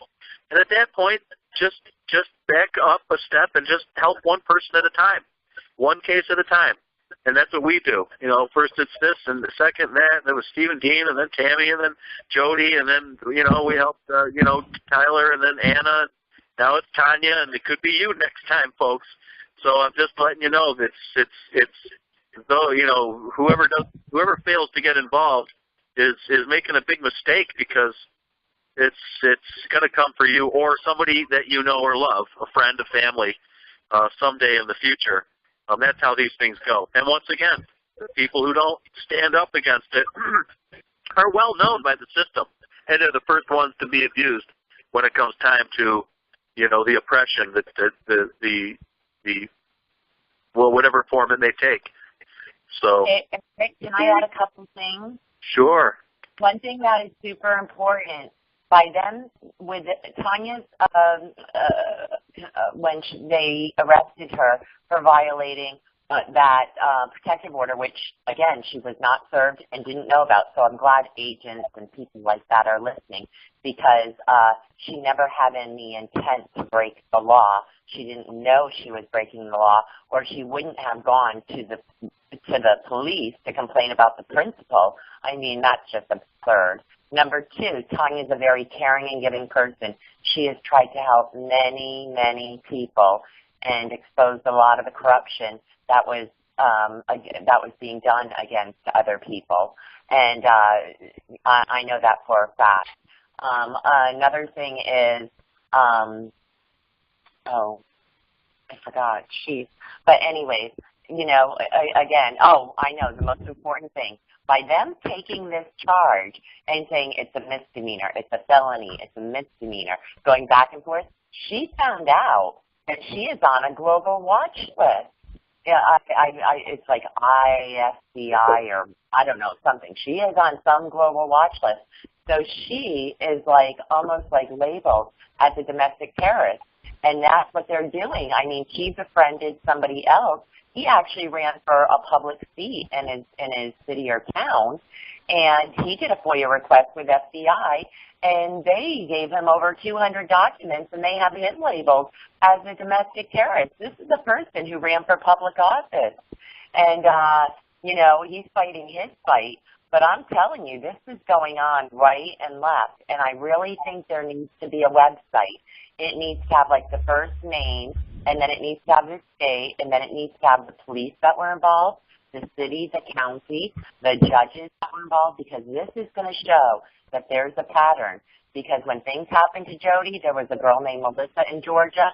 She was brutalized by the police as she was coming out of a convenience store, and then she was sent to a hospital, then a psychiatric hospital, and then a bunch of people spent a month trying to get her out. So this is going on, and if there was a website, and it would say, like, the first name of the person, or it doesn't even have to say that, you know, so 46-year-old female, you know, Atlanta, Georgia, and then name the judge, name the police, get everything out there. It is good to have a form. Well, we already have to do it. We already got the website. Let's go. Hey, we will offer up courtroomwatch.com for any naming and shaming of any public prostitute that is abusing anybody in the general public.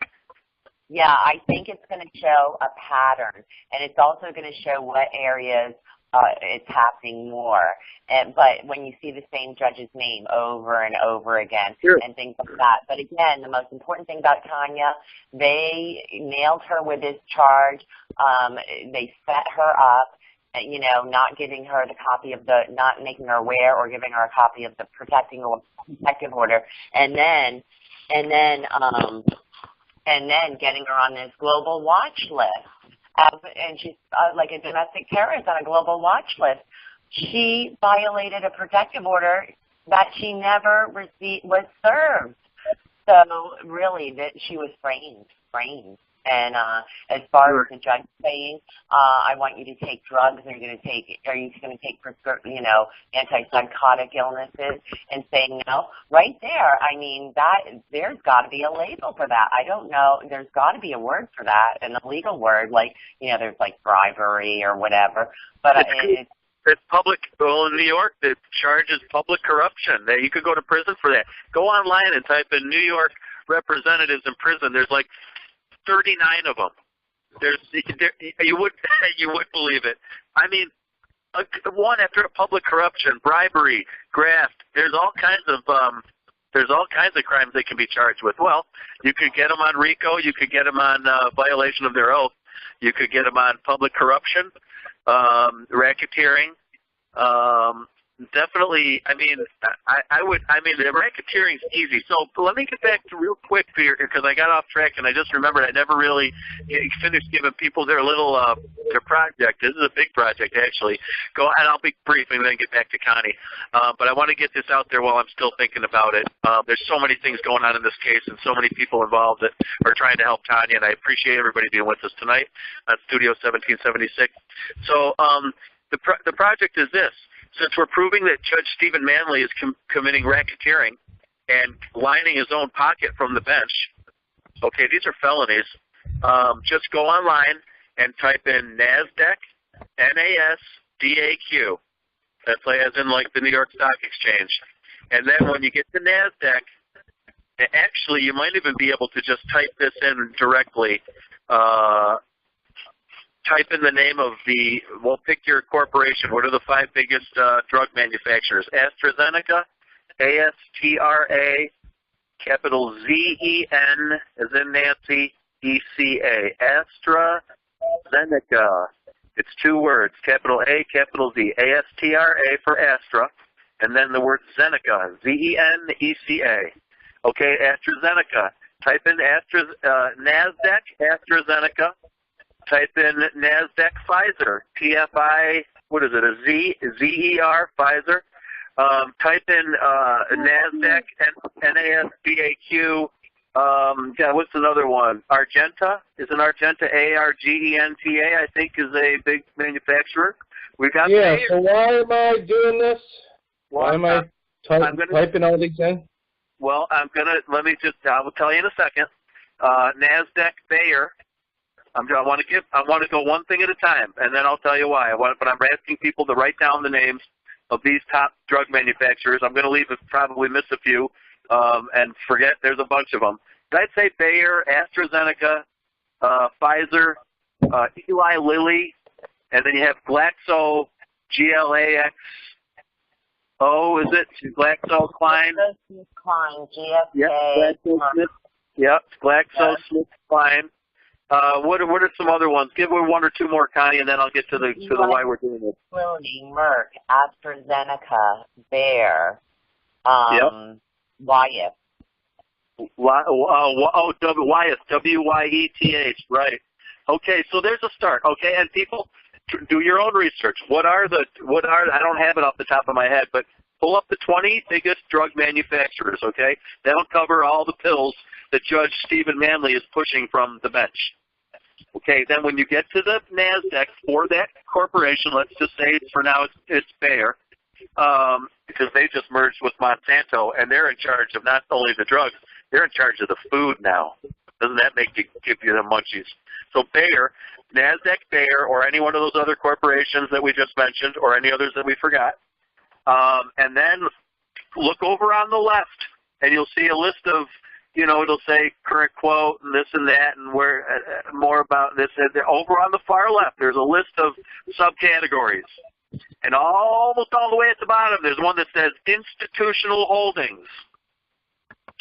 So you've gone to NASDAQ for whatever Bayer or Eli Lilly,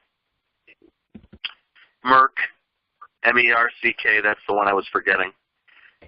NASDAQ Merck, M-E-R-C-K. And then institutional holdings. And then it'll put up and you got it. They've already started trying to make this a little more difficult. I noticed by giving you only 5 or 6 institutional holdings, you got to dig. There's going to be hundreds for a company that large. There's going to be at least 100 or more institutions that hold the stock in that company, the owners of the company. And if you look down, you will see, if you scroll down through those drug manufacturers and look right up on the NASDAQ, you will see California Public Employees Pension, or California, it's called, there's a couple of them. You look for the California Public Employees Fund, or the Santa Clara, it won't be under Santa Clara County, but it'll be under California. But look for the word California, okay? And that's where the state. California there's a public employees, and there's also a California public service fund. There's multiple different funds that the state of California has for its public employees, the judges, the cops, the court employees, the courthouse bailiffs, the sheriffs, okay, all the public employees, okay, judges, cops, everybody. They're all invested in this California Public Employees Pension Fund. And that Public Employees Pension Fund is one of the institutions that hold a whole bunch, and it will show you the number, 117,954 shares, or 1,206,985 shares. You'll see it. You'll see the institutions, and they're from every state. Michigan Public Employees Pension, the New York Common Law Public Employees Fund, the Colorado State Pension, the Texas State Employees Pension Program. You'll see and California is right in there owning stock in the companies that make the drugs. So, since Judge Stephen Manley has a nice fat pension coming from the state of California that is currently, right now, today, while he's locking up Tania, heavily invested in the drug industry. That means his pension gets bigger every time he pushes a pill on someone in his court. He's directly using his bench and his position as judge, and the public corruption reeks all the way across the country. I can smell it. He should live in New York. He'd fit right in. And it stinks. And what is he doing? His wallet is getting bigger. His bank account's getting bigger. His pension's getting bigger and growing and growing. He's getting nice and fat because he's heavily invested in the drug industry through his California state employee's pension. He's going to get one of those California state employees' pensions when he retires. He wants to sell as many drugs as he can. The better that Merck and Eli Lilly and Pfizer do, the more money he's making directly. He's a California public employee. He's invested in that pension fund. They own stock in the drugs that he's pushing. How is this not racketeering and conspiracy? It's the worst I've ever seen. It's ungodly. Essentially, Eric, I think that's legalized drug trafficking. Oh, absolutely. He's one of the biggest drug dealers in the country. I'm not worried about Freeway Ricky Ross or the local Columbians or MS-13. I'm worried about this guy. And because the public's accepting it. Oh, it's okay to let him decide which drugs are good and which drugs are bad. And guess what? The weed and the cocaine and even the heroin, if it's pure and it's not contaminated, it's probably healthier than the Seroquel, the Zoloft, and the Probasic or whatever. So this guy is the consummate drug dealer. He's legalized the concept of drug dealing and drug monopolizing. He's a monopolist. This guy is creating a monopoly for the biggest drug dealers are the CIA and the gangs. You never hear about any big-time drug dealers get busted anymore. They've all been hired by the CIA, and the ones that weren't, they're fighting with them.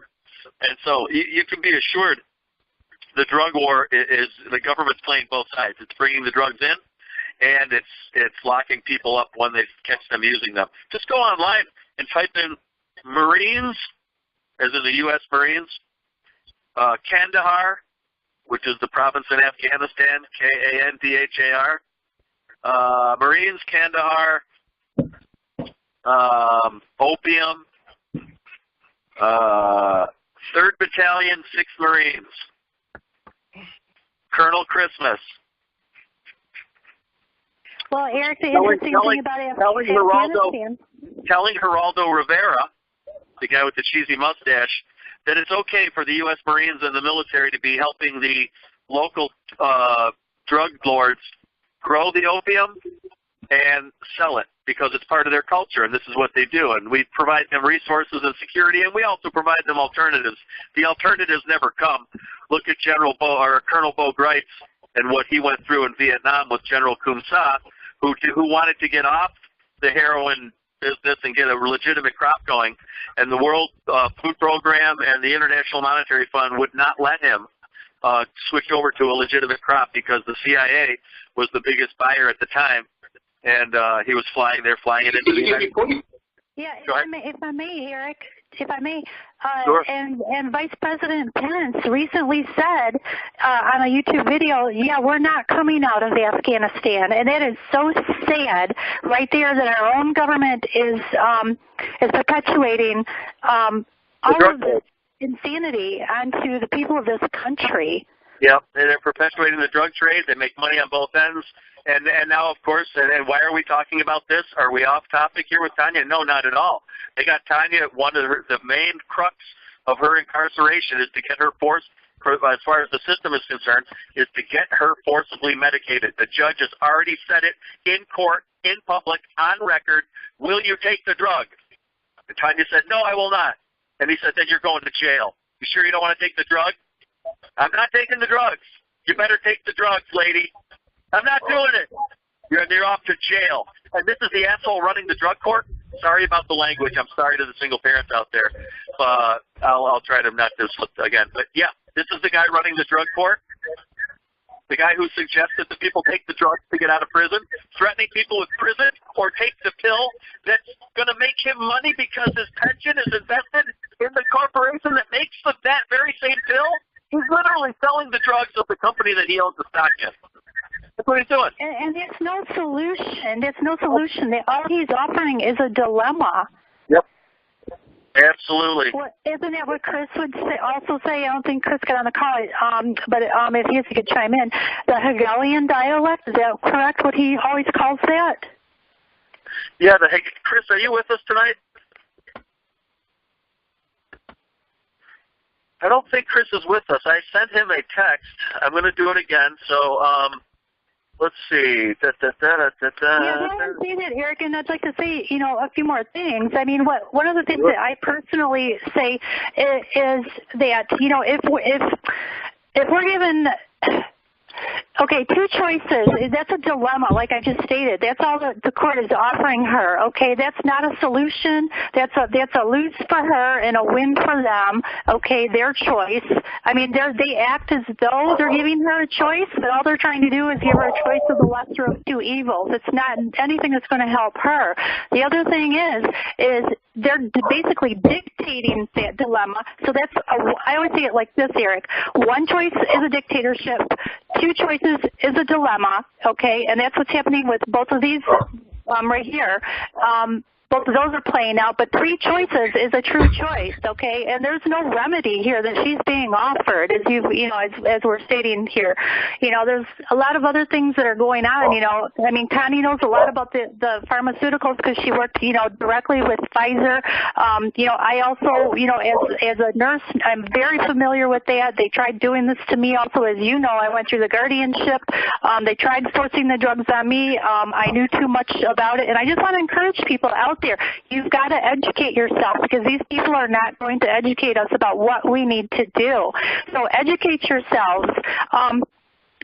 People are hopefully starting to learn that these drugs actually cause more psychiatric problems than they do to remedy them. So I encourage everybody to go online and read about the side effects of these different drugs. The antidepressants can actually cause people to be more depressed, to be suicidal and homicidal, and the antipsychotic drugs they want to push can actually kill people. All right, and they do. I've seen that happen.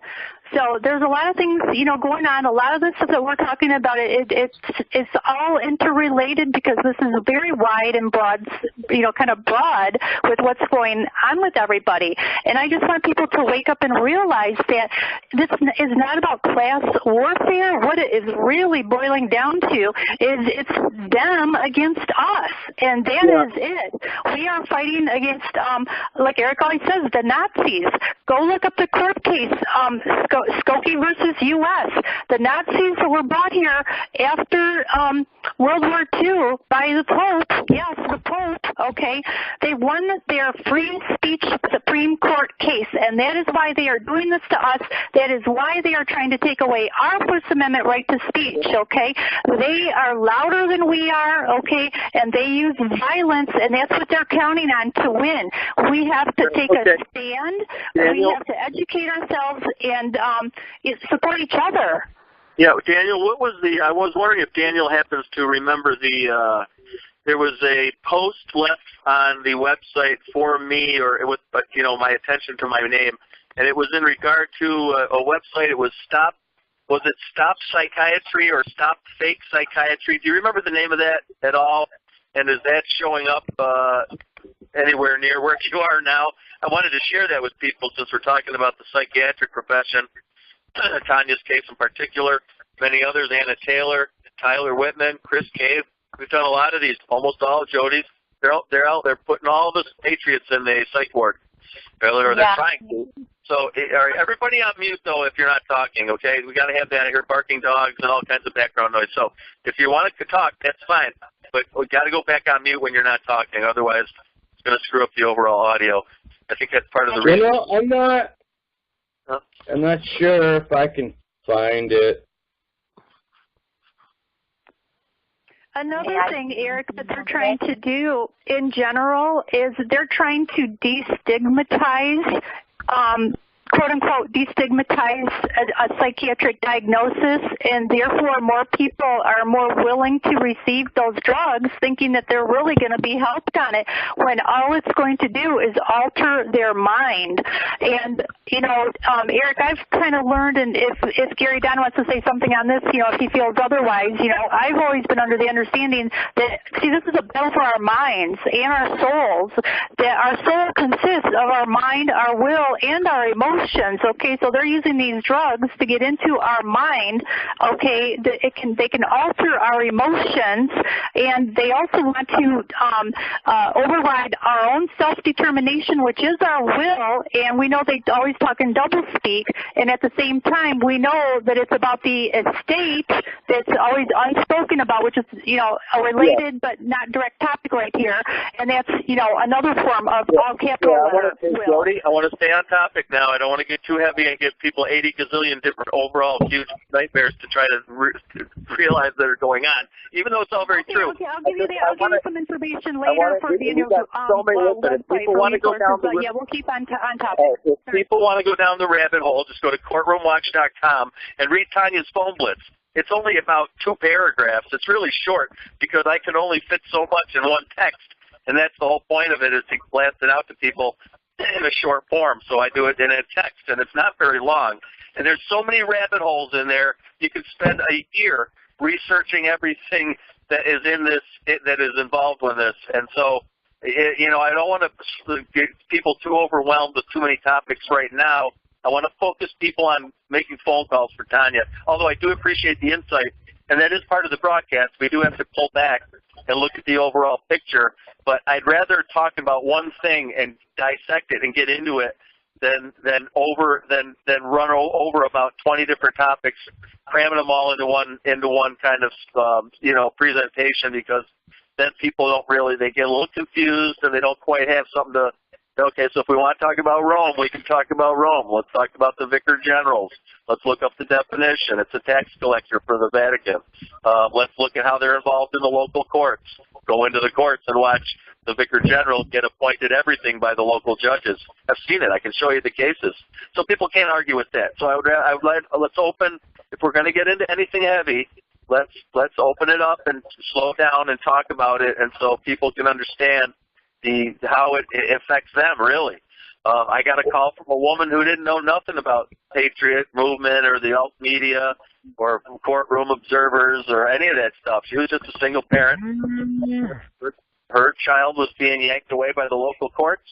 And guess who the local judge, Judge Bartlett in Schoharie County, guess who the judge was appointing to over all these children that the CPS was grabbing? And the CPS was grabbing tons of children in this small town where there was no abuse.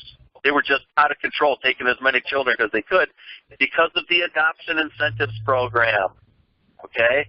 So the CPS has all kinds of incentives now to take as many children as possible, financial incentive. And so these children get up in the, you know, their parents get up in court, and the judge says, well, I'm taking the child, and we're going to appoint Catholic Charities to examine the children. So that means he's giving, and when you go online and find out who's behind Catholic Charities, it's not Jesus. It's the Vicar General. And it says, Vicar General Dr. Joseph Hart, JCL, moderator of the Kyria Catholic Charities Catholic Family Center. He's right there. Hey, Eric, just wanted to let you know, man, we're running out of time here with the recording. Okay. So I just wanted you to... how about when you say running out, give me the time, Daniel, because we can wrap it up, but I need to know how much time we have. We got about 5 minutes left, and then, yeah. Perfect. All right. So anyway, but yeah, with the Vicar Generals and the Archbishops are important to call in this case and others, because as I have seen in the case with the woman in Schoharie County, that the judges are appointing the Vicar General over people's children that have been taken by Child Protective Services. So it's a real racket and a real scam, and it's really insidious. And it was shocking to me, but not surprising, to actually see the proof. Yes, the Vicar General and Rome is behind this child trafficking, using the courts and the judges. I'm sure I don't know what kind of deal they have cut, but I'm sure they're cutting deals. They'll tell me the judges, Yeah, Jody. Did you want to mention the judicial vicar also? Because you didn't mention that. That's right. No, that's all right. Well, that people, there's also a judicial vicar in some dioceses, and he manages the courts even a little more closely than the vicar general.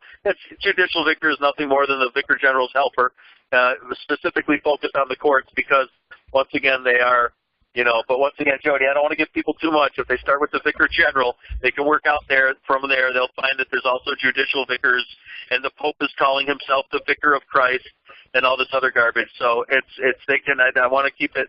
I got to keep it to a certain level of information that we don't give people information overload. I know I get it sometimes too, and I research this stuff all the time, and it can be overwhelming. And at that time, we turn it over to the Creator, and it takes the load off, and it takes the burden away from us, and we can relax a little and realize that we're doing our best to help Tania. We're doing our best to fight the evil, because it is an overwhelming evil, because it's not just happening to Tania. This is a pattern that's going on in every state in the country, and I can prove it. I can show you the people. It's just everywhere. So, and this is why it's so scary, and it's going to come to your door, folks, if you don't get involved now.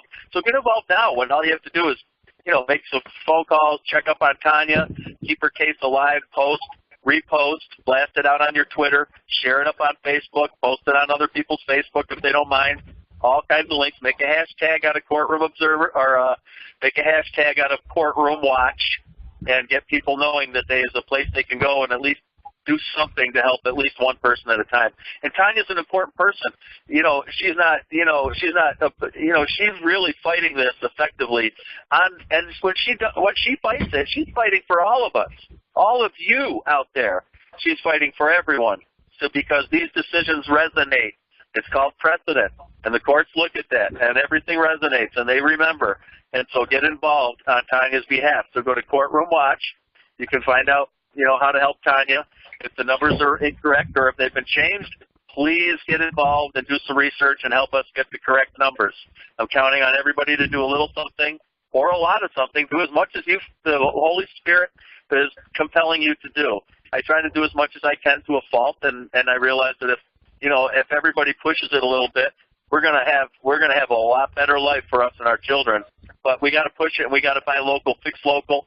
We got to do it ourselves, because Trump's not going to do it, even if he wanted to, which I'm not necessarily convinced he does. But let's give him the benefit of the doubt and say even if he wanted to, he needs our help if he's trying to do the right thing. And if he's not, he'll be cast down. With the rest of the wicked people who are doing these things to Tania. And so many other people like her. Imagine the thousands and thousands like her that we just don't know about. So we know about this one. Let's do something about it. This is I'm asking everybody to unify their voice. We need a couple of thousand people to check up on Tania every day until she's out. And remind them that it's a violation of international law and domestic law to forcibly medicate anyone. We want to make sure she's not being forcibly medicated. They need to feed her a healthy diet so they're not malnourishing her, and they need to put her in a safe place with plenty of access to reading and computers where she can provide for her defense and talk with her legal help on the outside, so to speak. She doesn't trust the attorneys. I don't blame her. She's counting on us. It's us, or it's nothing for her. So she's screwed if we don't get involved, people. You got that? So I hope I made the case to get involved. I've already made a few calls. I'm going to do some more tomorrow. And when I have more information, we might do a short video update on this every night this week. Or we might do a long video update on this every night this week. But we're going to do it. I'm going to see if RBN will give me a night. So I may be on over at the Republic Broadcasting Network if they will allow it. But they don't always like hearing about the archbishops and the vicar generals. I'm sorry. I'm going to point the finger where the power is, and I can prove that the power is there. And we're looking for all the help we can get. We're not saying we're coming after you, Mr. Vicar General. We're saying we need your help if you're a godly man. Intervene in this matter. It's the right thing to do. Set Tania free. She wants to leave the country to go back to her native land in Canada. God bless her. But this torturing of the patriot woman because she stands up in court has to stop. I mean, it's 2 in a row now, Hannah and now Tania, and God knows how many others that we don't know about. So please, people, get involved. CourtroomWatch.com.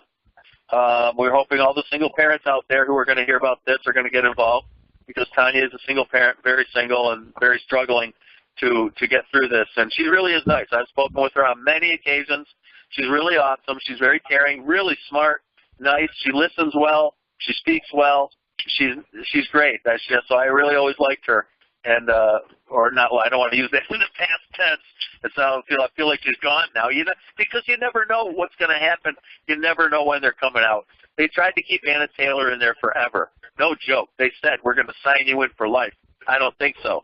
So that's why we got to help Tania, because it's I don't trust the witches' court at this point, and their drug dealers there lining their pockets from the bench like Judge Stephen Manley. It's not very manly to be pushing drugs for big pharma from your position at the bench and then threatening people with prison if they don't take your drugs. And then we look behind the curtain and your pension fund's invested in the company that makes the drugs. Wow. Boy, what a scam. So, all right, Eric, we got about a minute left here, bud. Thank you, everybody, for coming tonight. I want to thank Daniel Leach at Single Parents, helpingsingleparents.org. We want everybody to shop there. We're going to try to get more product up there. We're just starting out. We're going to be a nice alternative to Amazon. If you're going to use Amazon, and Jeff Beelzebub, the CEO, who's the wealthiest person in the world right now because he's using slaves to make his products that he's selling and to sell his products that he's selling, please shop with the people who are doing the good work and helping out as many as we can. Shop over at Single Parents, helpingsingleparents.org. Go to courtroomwatch.com or courtroomwatch.org and get involved there. Get some numbers so you can call, do your own research for email. Send emails. We don't always have enough time and room up there to get emails. I'll try to get email addresses of the people involved. But you can get that on your own, people. I'm asking for help here, so we need everybody to do a little work. Be your own investigator.